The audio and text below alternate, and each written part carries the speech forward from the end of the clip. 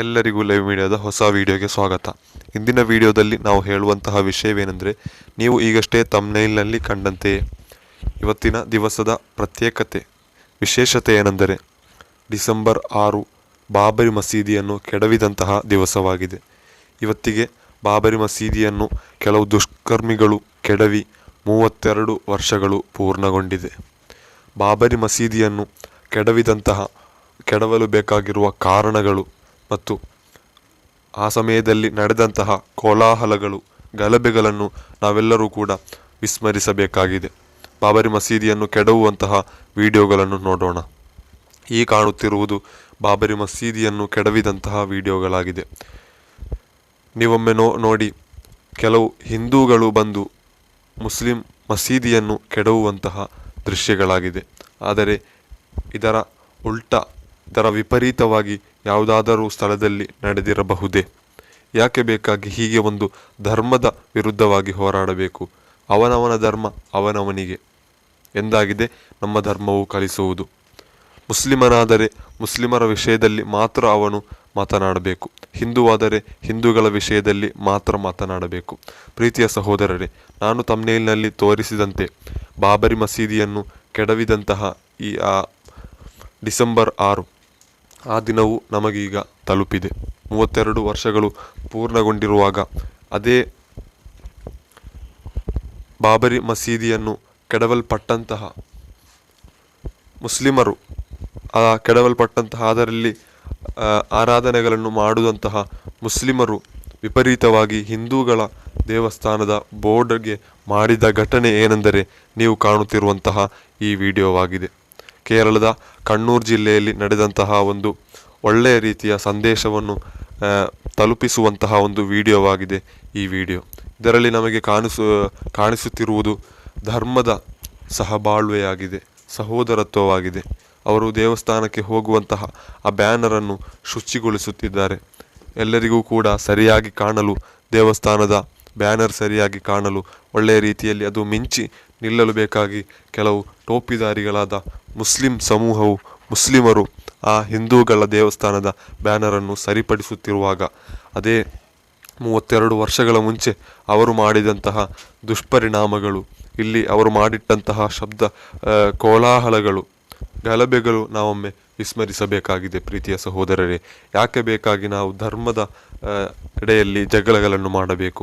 ಅವನವನ ಧರ್ಮ ಅವನವನಿಗೆ ಎಂಬ ರೀತಿಯಲ್ಲಿ ನಾವು ಇಲ್ಲಿ ಜೀವಿಸಿದರೆ ಯಾವುದೇ ರೀತಿಯ ಗಲಭೆಗಳು ಇಲ್ಲಿ ನಡೆಯುವುದಿಲ್ಲ ಎಂದು ಈಗ ಈ ದೇವಸ್ಥಾನದ ವಿಡಿಯೋವನ್ನು ನೋಡಿದ್ದೀರಲ್ವಾ?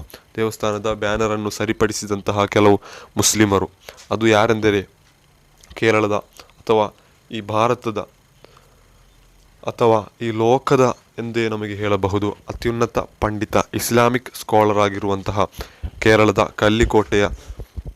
ಕಲ್ಲಿಕೋಟೆಯಲ್ಲಿರುವಂತಹ AP ಅಬೂಬಕರ್ ಮುಸ್ಲಿಯಾರ್ ಕಾಂತಪುರಂ ಎಂಬಂತಹ ಒಂದು ಮಹಾ ವಿಶ್ವಗುರುವಾಗಿದ್ದಾರೆ.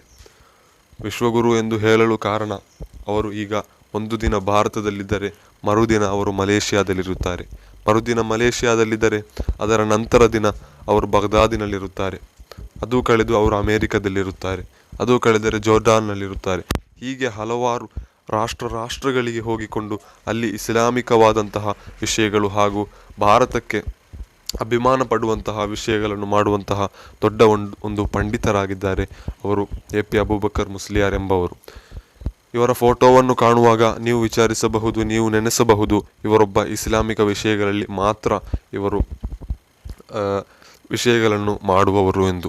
ಆದರೆ ಇವರು ಕೇವಲ ಇಸ್ಲಾಮಿಕ ವಿಷಯಗಳಿಗೆ ಮಾತ್ರವಲ್ಲ, ಧಾರ್ಮಿಕ ಹಾಗೂ ಭೌತಿಕ ವಿಷಯಗಳಲ್ಲೂ ಹಲವಾರು ಕೊಡುಗೆಗಳನ್ನು ನೀಡುವಂತಹ ಒಂದು ದೊಡ್ಡ ಪಂಡಿತರಾಗಿದ್ದಾರೆ. ಅದೆಷ್ಟೋ ಹಾಸ್ಪಿಟಲ್ಗಳನ್ನು ಕಟ್ಟಿದವರಾಗಿದ್ದಾರೆ. ಉತ್ತರ ಭಾರತದಲ್ಲಿ ಹಲವಾರು ಜನರು ನೀರಿಲ್ಲದೆ ಕಷ್ಟಪಡುವಾಗ ಅವರಿಗೆ ನೀರನ್ನು ನೀಡಿ ಕೊಳವೆ ಬಾವಿಯನ್ನು ತೋಡಿ ಅದೆಷ್ಟೋ ಲಕ್ಷಾಂತರ ಅಥವಾ ಸಾವಿರಾರು ಕೊಳವೆ ಬಾವಿಗಳನ್ನು ತೋಡಿಕೊಟ್ಟಂತಹ ಒಂದು ಮಹಾಮನೀಷಿಯಾಗಿದ್ದಾರೆ ಈ ಒಂದು ವಿದ್ವಾಂಸರು. ಹಾಗೂ ಅದೆಷ್ಟೋ ಜನರಿಗೆ ಮನೆ ಕಟ್ಟಿಕೊಟ್ಟಂತಹ ದೊಡ್ಡ ವಿದ್ವಾಂಸರು. ಅದೆಷ್ಟೋ ತಂದೆ ತಾಯಿ ಇಲ್ಲದಂತಹ ಅನಾಥ ಮಕ್ಕಳನ್ನು ಸಾಕಿದ ಹಾಗೂ ಸಾಕುತ್ತಿರುವಂತಹ ಅದೆಷ್ಟೋ ಲಕ್ಷಾಂತರ ಮಂದಿಯನ್ನು ಸಾಕಿ ಸಲಹಿ ಅವರನ್ನು ದೊಡ್ಡವರನ್ನಾಗಿಸಿದ ಮಹಾಮನೀಷಿ. ಹಾಗೂ ಈಗಲೂ ಕೂಡ ಅದೆಷ್ಟೋ ಸಾವಿರ ವಿದ್ಯಾರ್ಥಿಗಳನ್ನು ಅವರು ಸಾಕುತ್ತಿದ್ದಾರೆ. ಹಾಗೂ ಮತ್ತಿತರ ನಿರಾಶ್ರಿತರಿಗೆ ಆಶ್ರಯವನ್ನು ನೀಡುವಂತಹ ದೊಡ್ಡ ಒಂದು ಕೇಂದ್ರವನ್ನೇ ಅವರು ಕೇರಳದ ಕಲ್ಲಿಕೋಟೆಯಲ್ಲಿ ಮರ್ಕಸ್ ಎಂಬ ಹೆಸರಿನಲ್ಲಿ ಅವರು ಪ್ರಾರಂಭಿಸಿದ್ದಾರೆ. ಅದೆಷ್ಟೋ ಜನರು ವಿವಾಹ ನಡೆಯದಂತಹ ಚಿಕ್ಕ ಮಕ್ಕಳು ಅವರಿಗೆ ವಿವಾಹವನ್ನು ನಡೆಸಿಕೊಟ್ಟಿದ್ದಾರೆ. ವಿವಾಹ ನಡೆಸಲು ಹಣವಿಲ್ಲದವರಿಗೆ ಹಣವನ್ನು ನೀಡಿ ಸಹಾಯ ಸಹಕಾರಗಳನ್ನು ಮಾಡಿದ್ದಾರೆ. ಹಾಗೂ ಅದೆಷ್ಟೋ ಹಾಸ್ಪಿಟಲ್ಗಳನ್ನು ಕಟ್ಟಿದ್ದಾರೆ. ಹಾಗೂ ಟೆಕ್ನಾಲಜಿಗಳನ್ನು ಉಂಟು ಮಾಡಲು ಹಲವಾರು ಮರ್ಕಸ್ ನಾಲೆಜ್ ಸಿಟಿಗಳನ್ನೇ ಅವರು ನಿರ್ಮಿಸಿದ್ದಾರೆ. ಒಂದೊಂದು ರಾಜಕೀಯ ನಾಯಕರು, ರಾಷ್ಟ್ರೀಯ ನಾಯಕರು ಬಂದು ಹೇಳುವುದು ಇದು ಯಾವ ಸರ್ಕಾರಕ್ಕೂ ಸಾಧ್ಯವಿಲ್ಲ, ಆದರೆ ಕೇವಲ ಒಂದೇ ಒಂದು ಮನುಷ್ಯ. ಸರ್ಕಾರ ಅಂದರೆ ಅದೆಷ್ಟೋ ಟ್ಯಾಕ್ಸ್ಗಳ ಆದಾಯವಿರುತ್ತದೆ, ಅದೆಷ್ಟೋ ವಿಷಯಗಳಲ್ಲಿ ಅವರಿಗೆ ಟ್ಯಾಕ್ಸ್ ಹಾಗೂ ಮತ್ತಿತರ ವಿಷಯಗಳಲ್ಲಿ ಆದಾಯಗಳಿರುತ್ತದೆ. ಆ ಆದಾಯದಲ್ಲಿ ಅವರಿಗೆ ಬಹಳ ಸುಲಭವಾಗಿ ನಾಲೆಜ್ ಸಿಟಿಗಳಂತಹ ದೊಡ್ಡ ದೊಡ್ಡ ಫಂಕ್ಷನ್ಗಳನ್ನು, ಪ್ರೋಗ್ರಾಮ್ಗಳನ್ನು ಅವರಿಗೆ ಪ್ರಾರಂಭಿಸಬಹುದು. ಆದರೆ ಸುಲ್ತಾನುಲ್ ಉಲಮಾ AP ಅಬೂಬಕರ್ ಮುಸ್ಲಿಯಾರವರು ಕೇವಲ ಒಂದು ಮನುಷ್ಯ. ಕೇವಲ ಯಾವುದೇ ಸರ್ಕಾರವಿಲ್ಲ, ಯಾವುದೇ ಸಂಪುಟಗಳಿಲ್ಲ, ಯಾವುದೇ ಆದಾಯಗಳಿಲ್ಲ. ಬರೀ ಜನರಲ್ಲಿ ಕೇಳಿಕೊಂಡು, ಜನರಲ್ಲಿ ಸಮೂಹಕ್ಕೆ ಬೇಕಾಗಿ ಹಣವನ್ನು ಕೇಳುತ್ತಾ, ಸ್ವಂತಕ್ಕೆ ಬೇಕಾಗಿ ಯಾವತ್ತೂ ಕೂಡ AP ಉಸ್ತಾದರು ಕೇಳಲಿಲ್ಲ. ಹಲವಾರು ಜನರು ವಿಮರ್ಶೆಗಳನ್ನು ಮಾಡುತ್ತಾರೆ. ಅವರು ಹಾಗೆ ಕಟ್ಟಿದರು, ಹೀಗೆ ಕಟ್ಟಿದರು, ಹಣವನ್ನು ಅವರು ಕಿಸೆಗೆ ಹಾಕಿದರು ಎಂದೆಲ್ಲ ಹೇಳಿದರು. ಆದರೆ AP ಅಬೂಬಕರ್ ಮುಸ್ಲಿಯಾರವರು ಯಾವುದೇ ರೀತಿಯ ವಿಮರ್ಶೆಗಳನ್ನು ಮಾಡದೆ ಸುಮ್ಮನೆ ಕೂತುಕೊಂಡು ಅವರಿಗೆ ಯಾವುದೇ ರೀತಿಯಲ್ಲೂ ಉತ್ತರ ಕೊಡಲಿಲ್ಲ. ಈಗ ಅಂದು ವಿಮರ್ಶೆ ಮಾಡಿದವರು ಇಂದು ಉಸ್ತಾದರನ್ನು ಹೊಗಳುತ್ತಿದ್ದಾರೆ, ಉಸ್ತಾದರಲ್ಲಿ ಕ್ಷಮೆ ಯಾಚಿಸುತ್ತಿದ್ದಾರೆ. ಉಸ್ತಾದರ ಕುರಿತು ನೀವು ತಿಳಿಯದವರಾಗಿದ್ದರೆ ಒಮ್ಮೆ ತಿಳಿಯಬೇಕಿದೆ. ಯಾಕಂದರೆ ಉಸ್ತಾದರ ಜೀವನವು ಒಂದು ತೆರೆದ ಪುಟವಾಗಿದೆ. ಅದೊಂದು ಚರಿತ್ರೆಯಾಗಿದೆ, ಅದೊಂದು ಇತಿಹಾಸದ ಚರಿತ್ರವೇ ಆಗಿದೆ. ನಮಗೆ ಮಾದರಿಯುತವಾದಂತಹ ಒಂದು ಜೀವನವೂ ಕೂಡ ಆಗಿದೆ. ಆದ್ದರಿಂದ ನಾವೆಲ್ಲರೂ ಕೂಡ ಉಸ್ತಾದರ ಕುರಿತು ಯೂಟ್ಯೂಬ್ಗಳಲ್ಲಿ ಸರ್ಚ್ ಮಾಡಿಕೊಂಡು ಮತ್ತಿತರ ರೀತಿಯಲ್ಲೂ ಕೂಡ ಎಲ್ಲ ರೀತಿಯಲ್ಲೂ ಹೇಗೆ ಆಗುತ್ತದೆ ಆ ರೀತಿಯಲ್ಲಿ ನಾವು ಉಸ್ತಾದರ ಕುರಿತು ಕಲಿಯಬೇಕಿದೆ. ಉಸ್ತಾದರ ಜೀವನ ರೀತಿಯನ್ನು ಕಲಿತುಕೊಂಡು ಅದೇ ರೀತಿಯಾದರೂ ಹಾಗೆ ಆಗಲ್ಲ ಅಂದರು ಅದರ ಒಂದು 5% ನಾವು ಮಾಡಬೇಕಿದೆ ಎಂದು ನಾನು ಹೇಳಲಿಕ್ಕೆ ಇಷ್ಟಪಡುತ್ತಿದ್ದೇನೆ.